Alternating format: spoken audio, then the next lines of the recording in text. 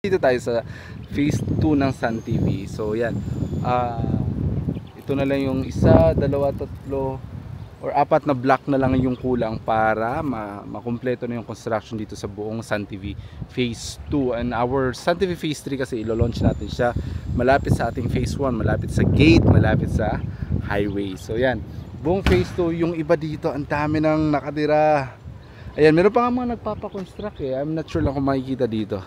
Pero if it's clear here, yan, may mga nagpapa-extend construction na.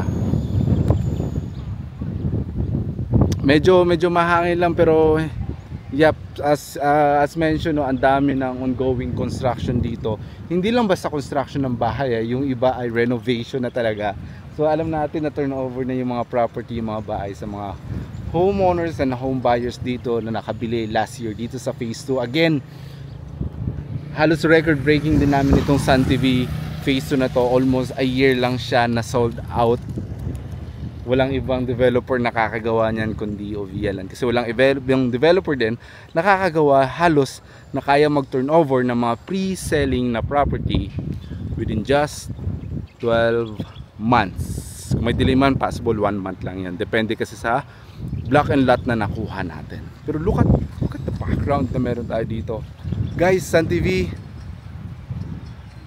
sold out na. Sun TV maglalabas yung phase 3 namin, pero we have upcoming project yung sentro. God damn it, mas maganda dito sa Sun TV, mas pinabongga yung mga features sa loob ng bahay, mas maganda yung location. Kung itong Sun TV nagustuhan yung location kasi malapit sa along highway siya, isang bus ride lang siya from Metro Manila.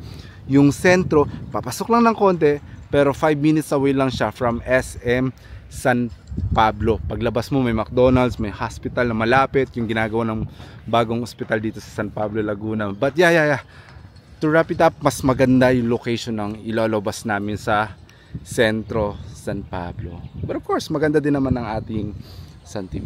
So if you're interested for our other projects ng Vialand, kindly send me a message. Tatakpan pa lang aking face. Sayang yung gluta natin, putok yung araw.